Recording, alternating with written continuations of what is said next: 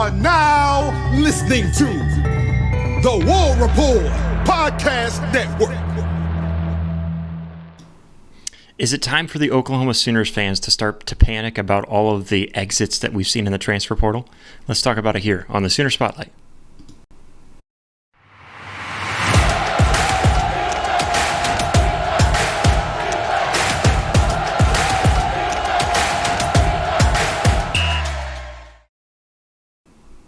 Sooner Nation, welcome into another episode of the Sooner Spotlight, your all-access pass for all things Oklahoma Sooners athletics. I'm your host, Josh Mahler. You can find me on X, formerly known as Twitter. That's @RealJoshMahler for all updates on the show and so much more.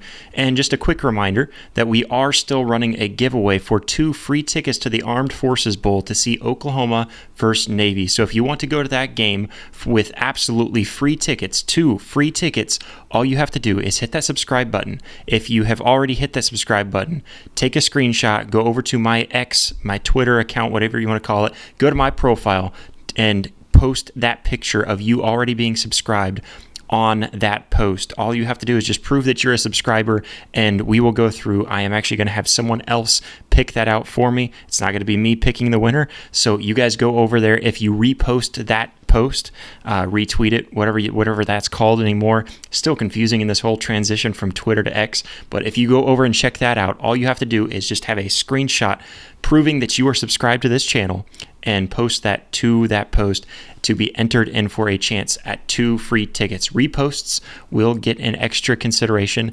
And if you let me know that you've been subscribed for some time now and you were one of the first supporters of this show, then guess what? I am automatically going to give you a little bit extra favoritism. So go over and check that out. We already have 2 tickets purchased, ready to go for a winner. We have not set a deadline yet. We are waiting to see how much of a response we get from this before setting a deadline. And right now it seems like things are picking up. So go over there before this offer ends for 2 free tickets to the Armed Forces Bowl for the Oklahoma versus Navy bowl game. It's going to be an amazing time. We are excited to be able to give these tickets away. So go check that out. All you have to do again is just go over to that post. That link is down in the description for that post, just to make it easy on you. But we will give those 2 free tickets away very soon. But let's get into it because we've got all kinds of big time things. First, hit that like button, hit that subscribe button. If you would, go ahead and go over to Apple Podcast or Spotify, wherever you listen to podcasts, and give us a follow. And also give us a 5-star review. And that's an amazing way to help us out over on those platforms. But as far as the Oklahoma Sooners and the transfer portal, this is something that, man, I'm going to be honest with you guys. I'm done with the transfer portal. I'm done with all of this chaos. I like it. I think it's a lot of fun, but at the same time, of course, it's just causing a lot of division in our, in Sooner Nation specifically. It's causing a lot of division just among college football fans in general. But it just seems like the list is growing. Seems like every day we're waiting for a new transfer to hit the portal. It just seems like a new name is going to pop up any minute now, and there's a couple of names that we are really hoping do not hit the transfer portal, but it's a very high likelihood that that's going to happen after we've seen the trajectory of how fast things are happening here at Oklahoma. The Sooners have had some big-time casualties in the portal, and even a few more since the last time that we talked on here. And it's been dividing a lot of the fan base, and some of the fan base, if not most, has gotten into a frenzy. It's put them all into a frenzy. It's put everybody into this panic mode. And is it worth panicking so far? And I'm here to tell you, I don't think it's worth panicking.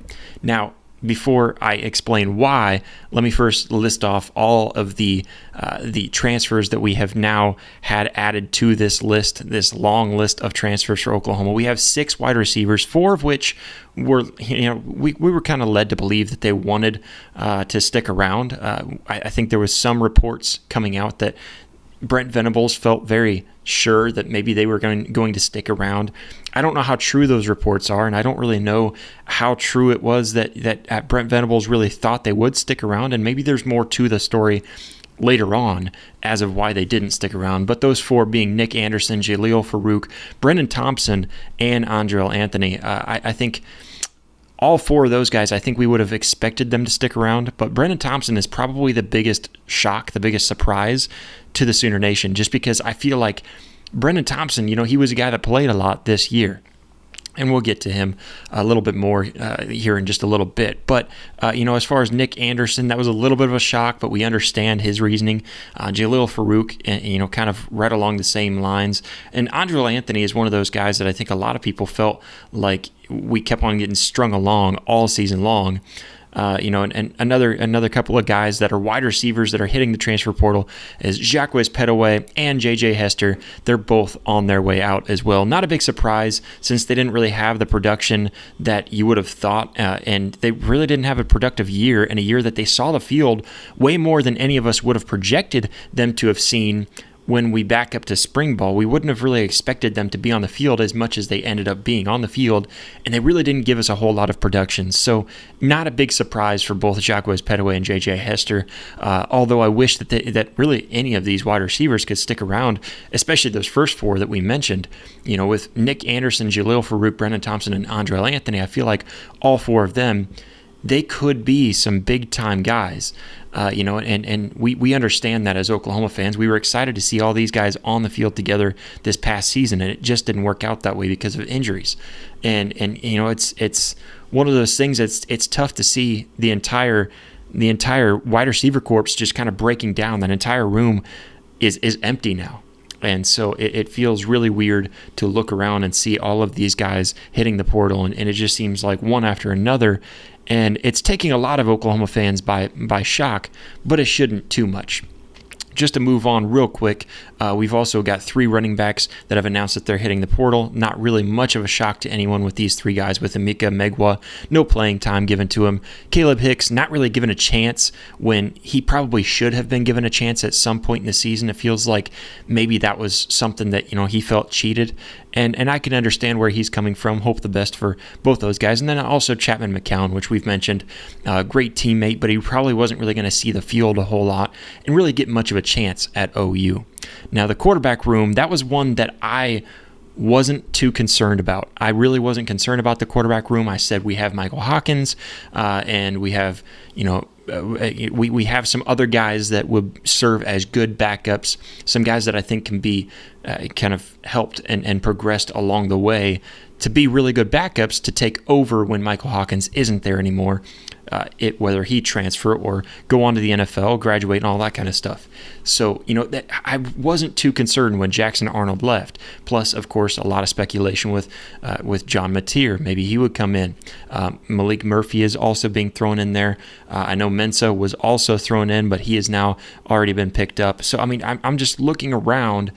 And, John Mateer seems like the transfer we would go after. But anyways, I wasn't too concerned about it with Jackson Arnold leaving because, I think we've got some other guys. But now Brendan Zurbrugg is hitting the transfer portal as well. He was one of those guys that we had kind of stuffed in our back pocket and that Sooner fans could have hoped that Arbuckle could have worked his magic on, and I feel like that was kind of where I was at. I feel like Brendan Zurbrugg was one of those guys that you can kind of expect to have been, kind of built in the background, and then all of a sudden he comes onto the scene, and you're like, holy cow!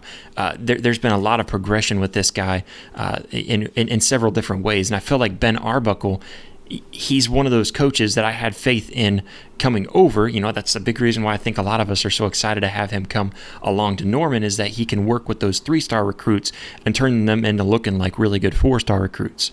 And he has, even though that Brendan Zurbrugg is now gone, he's entered the portal. It leaves us with Mike Hawkins and Jet New, who's coming in next year as a 3-star freshman quarterback.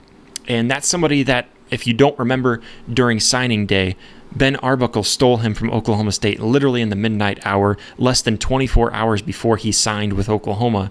That was when he got his offer, and it was just instant, right? Just like that, he flipped it from Oklahoma State to Oklahoma. And so, that's something that, I have a lot of faith in Ben Arbuckle and what he's able to do with quarterbacks, because we've seen it. We've seen it with John Mateer being one of them, Cam Ward, another one, Bailey Zappi, another guy that, if you know that name, he's known for breaking all-time NCAA records. So, I think Ben Arbuckle is going to be good with the quarterbacks that we've got. Now, there is a little bit more of a panic now that we don't really have as deep of a room as we once thought, because I think with Zurbrugg leaving, that's one more guy that we don't really have a backup if Michael Hawkins was our starter to really go to, other than Jet New, who, again, even though I have faith in Ben Arbuckle utilizing him properly and building him up and really bringing him out of that 3-star feel into something big, even though that's a possibility with Jet New, he is still just a high school recruit that we don't know anything about at the collegiate level. So I want to see something from him. So there is a little bit of a panic in the quarterback room, and I understand that now. With the news that we have now, I think there's a little bit more of a panic, especially from somebody like me who wasn't panicked before. Going on, we do have the 2 tight ends that are leaving. We've got Josh Faneuil, who is one of those guys that wasn't going to get any playing time here at Oklahoma, a name that most Oklahoma fans probably didn't know about. And then, of course, Bauer Sharp, which most fans seem a little too excited to have seen him leave. But anyways, those 2 tight ends are gone, which means we are going to be attacking the tight ends, which we will talk about here in just a moment. And then we've got 2 offensive linemen between Gary and Hatchett and Joshua Bates, 2 guys that really both injured all season long, kind of on and off injuries.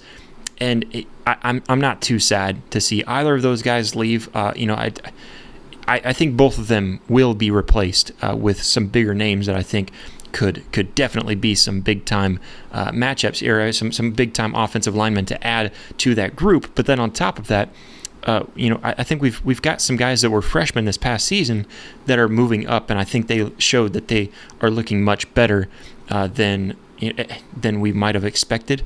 And they sat on the bench all season long, stayed healthy, so I think next year we're going to be just fine, even without those 2.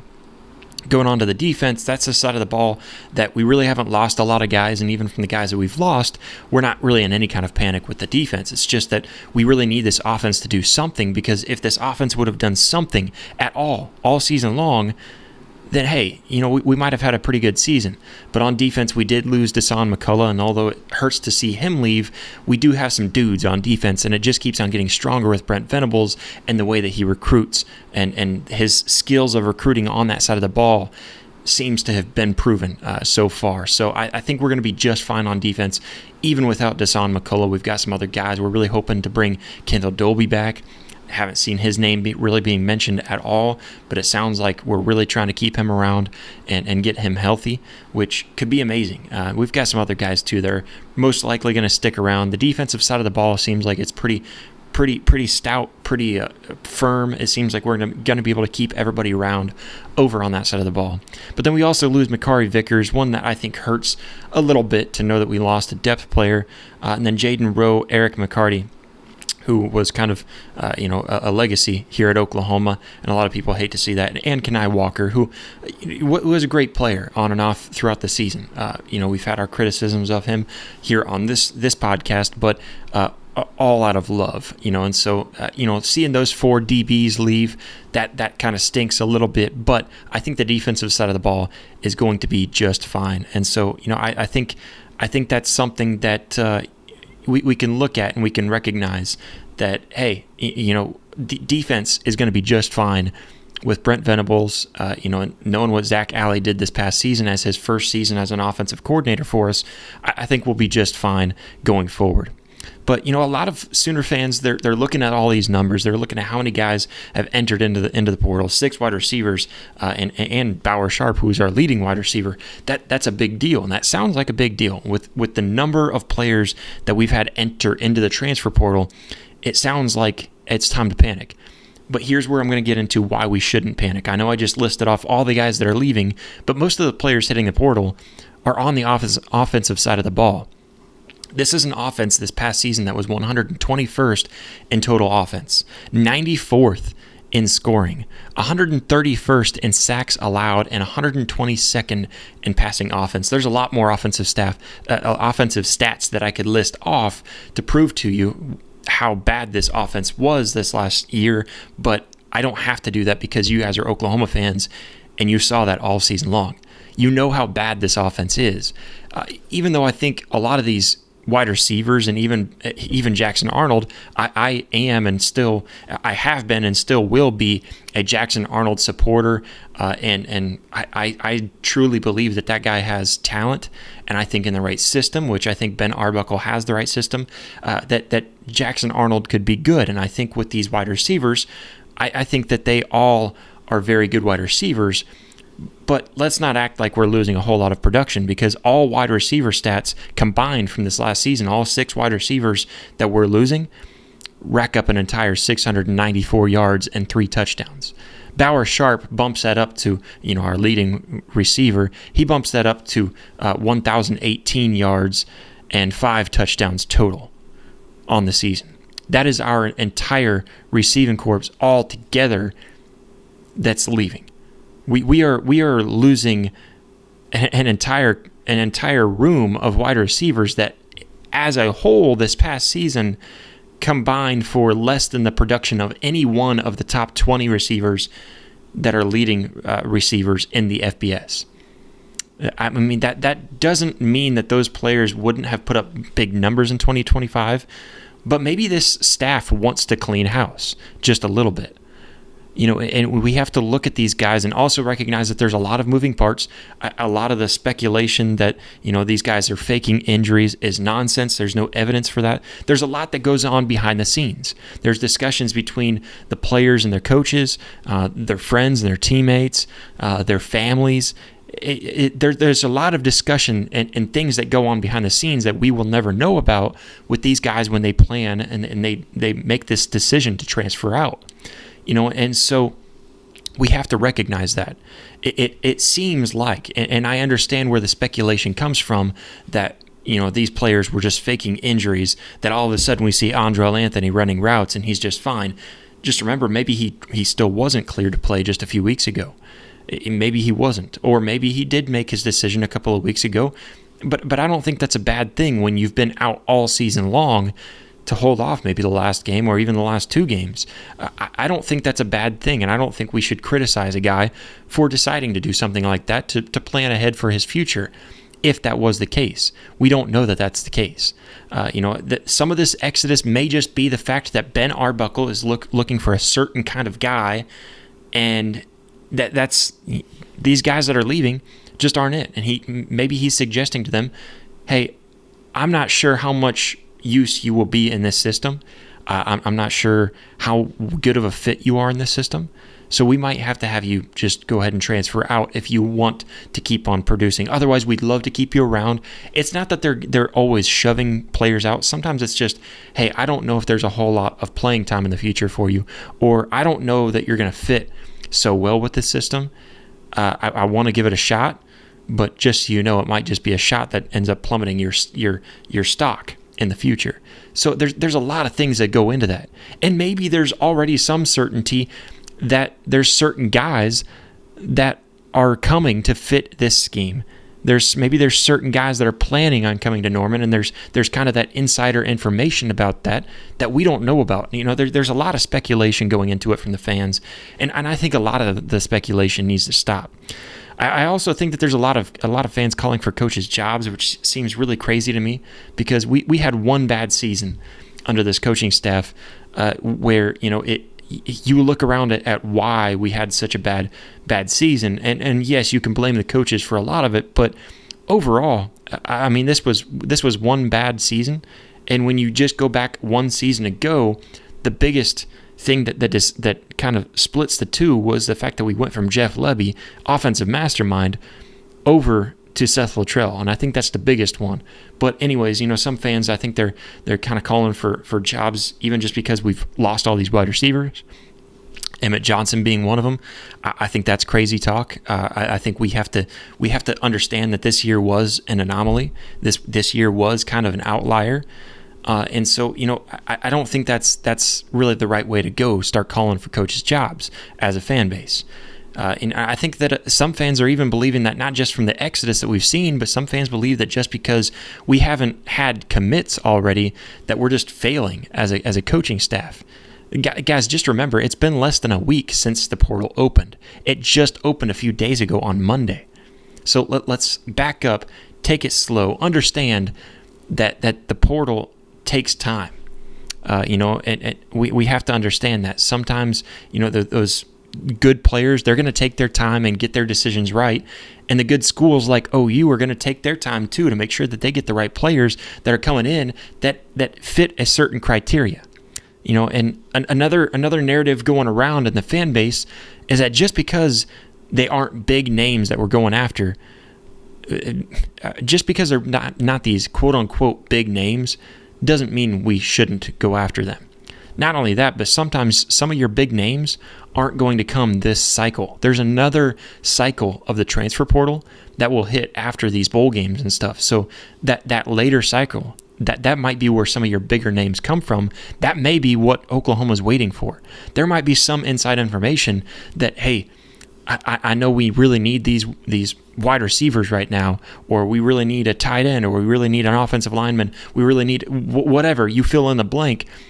But hey, I think that this guy from Ohio State is going to plan to leave, but he's just waiting around until after the bowl game, after the playoffs, or maybe a guy from Indiana or Texas. Who knows? There's all kinds of players that are going to be entering the transfer portal after the playoffs, after their bowl games.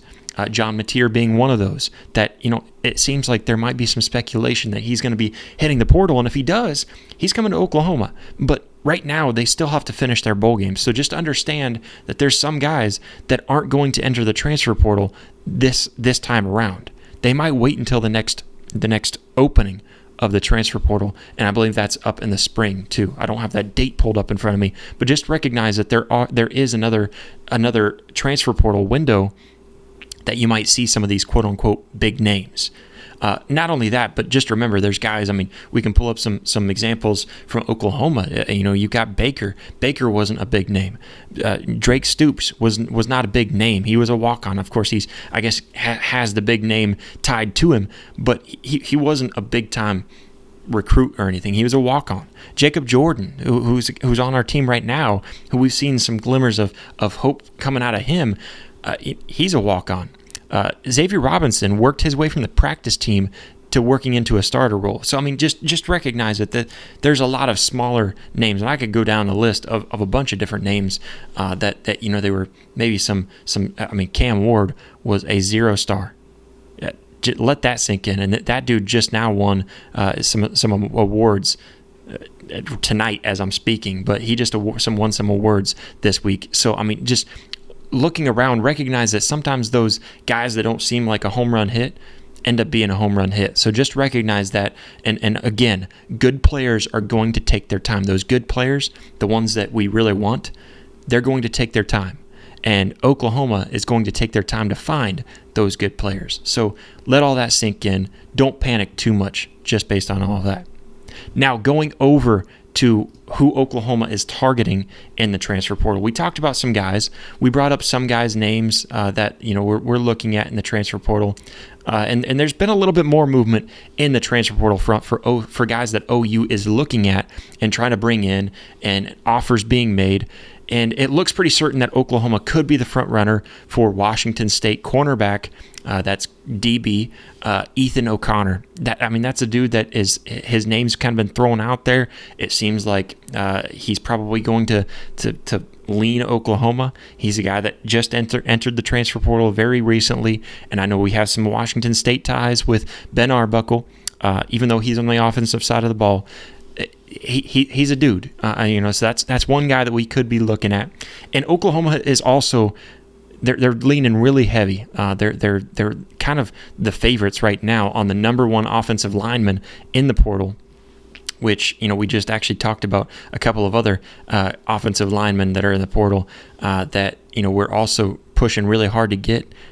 There's one that we are very certain that we might be able to get, and he is the current number one offensive lineman in the portal, and that is Ethan Onianwa. So he's from Rice.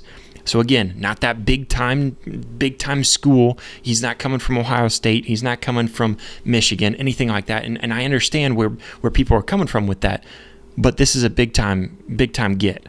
This is a guy that teams all over the nation are trying to get him. Blue bloods are trying to get this guy. Number one offensive lineman in the portal, and he could be a really big piece to build around. Kind of that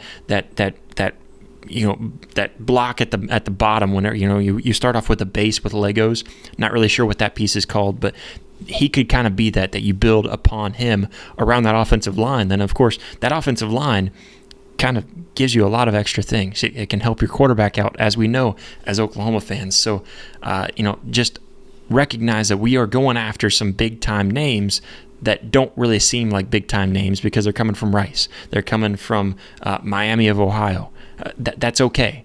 We've even got some guys from Toledo or some guys, from other smaller schools that just recognize not all big names come from big-time schools. Sometimes those big names are big names only because the insiders know that they're big names. I'm not saying that I think 100% that I'm projecting that these guys are going to be there. I'm just saying there's other schools that are highly regarded. They're also looking at guys like Ethan Onianwa. So just keep his name in mind. That seems like an offensive lineman that we might be able to get in who can actually be some help, where, not like a Spencer Brown who didn't really end up helping out a whole lot this past season. Not trying to throw shade at Spencer Brown. He's actually improved a lot this season, so not trying to throw shade at him at all. But beginning of the season, I know we all kind of had our frustrations with him, just kind of throwing his name out there. Some tight ends, of course, losing Bauer Sharp and understanding that Ben Arbuckle loves to use his tight ends. We want to get some big-time tight ends. I'm talking big-time as in big frame, SEC-built tight ends. First, we've got Tanner Koziol from Ball State, 6'7", 237 pounds from Bloomingdale, Illinois. This is a Ball State tight end that, like I said, don't worry. Don't worry about going after some tight ends. Don't worry about not having a big frame tight end that won't be able to block like we might have seen in the past. This dude is huge, and he has an SEC frame for a tight end, and he's got the stats to show for it too. He's got 839 yards and 8 touchdowns, just under 9 yards average per reception. This guy. These are really great numbers for a tight end, and he led Ball State in receiving this past season. This is a dude that, again, a dude that big-time schools are looking at him. He's got some other schools that are really trying to pull him in. Oklahoma's trying really hard for him. This is like their biggest go and get in terms of tight end. And another one that they're trying to go after is Jamari Johnson from Louisville. This is a guy 6'5", 265 pounds. He's born in Inglewood, California, so one of those California boys who we know that good recruits come out of there. And again, don't worry about that small tight end ever again if we're going after guys like this in the portal, because these types of dudes are big. Now, the only thing with Jamari Johnson, he's only got 13 receptions this past season, 158 yards, 1 touchdown, 12.2 yards average. So he only played in 7 games, and really the most he got in any of those games was 2 receptions. So it's not like we have a whole lot of tape to look back on with him. I'm just kind of trusting the judgment of all of these big name schools. They're going after him. But with Tanner Koziol, not even sure if I'm saying his name right, but I will figure it out by the time he's wearing that crimson and cream, if that's what it comes to. But with him, with Tanner, I think that I see it. I see it with him. You can look at the stats, you can look at the tape, you can look at the body frame, and you know it. With a guy like Jamari Johnson, you can look at the body frame, 6'5", 265 pounds, and know that seems like a dude that we want at tight end, at least as a blocker. 6'5", 265 pounds, I will take that. And especially if you're athletic, like these guys are, that's pretty big. Another guy that we're looking at for a tight end, he visits next Tuesday, is Luke McGarry. He's a guy that, it seems to be more of a backup plan rather than the guy. He doesn't really have big-time stats or anything. He's from Tulsa, and so, he doesn't have big-time stats. That it's a guy that I'm not too crazy about bringing in Luke McGarry personally.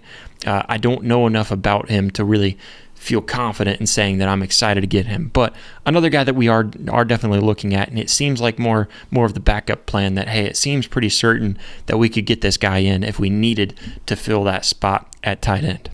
But the big concern isn't really with the tight ends or the offensive line per se. I think the offensive line is a concern, but I think we know that we've got some good things coming in the offensive line. The biggest concern right now is the wide receiver room, and that is something that we are going to need to go after in the portal with 6 guys from our wide receiver room out and leaving. We're going to need to go and attack that pretty hard. We mentioned Donovan McCulley and Reggie Virgil.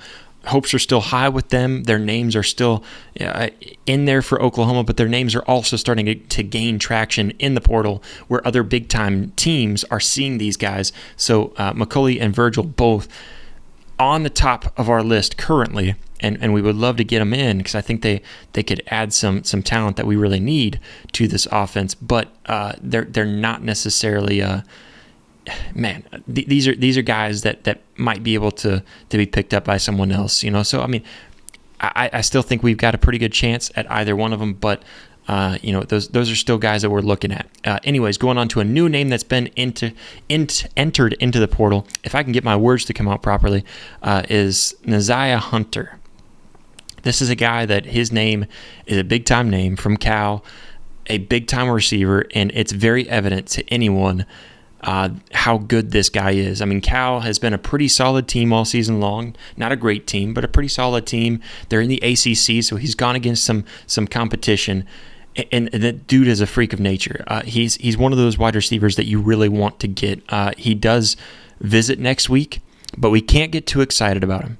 Nebraska and Texas Tech are both trying pretty hard to bring him in, and they've both made it very clear that they're willing to spend money in the portal. So that's something that has to be looked at. Now, Oklahoma, as far as the tight ends that we mentioned, Oklahoma is mentioning some very big numbers in dropping to get some tight ends in the door. When it comes to wide receivers, I assume that they're trying to drop big numbers for the wide receivers too to make sure that they can get big-time names, especially if we were able to get Neziah Hunter. That would be huge for us. That would be really huge. He does visit next week, so hopefully that visit pulls him a little bit, but we have to remember, I feel like Nebraska is just one of those teams that they always seem to be taking key players away from us in recruiting and in the portal. Just kind of throwing that out there. They just recently took a guy from the portal from us, here in the last 24 hours, 48 hours. So, they are that team that I feel like maybe they just watch Oklahoma's board and they're like, hey, let's go after that guy. They took Malachi Coleman from us. He was a wide receiver who now is transferring away from them. So who knows? Maybe that's a guy that we'd go after. Not really sure. But yeah, I mean, Nebraska, don't sleep on Nebraska. I know they haven't been a powerhouse for quite some time, but they're one of those teams that they still recruit really well.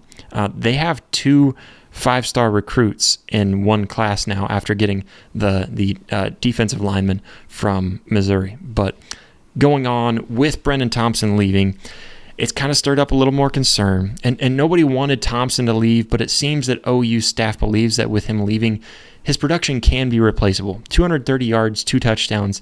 It's not like that's a dude that we just can't replace. And it feels like he probably should have had more production than he did this past season, especially with the opportunities that were given to him.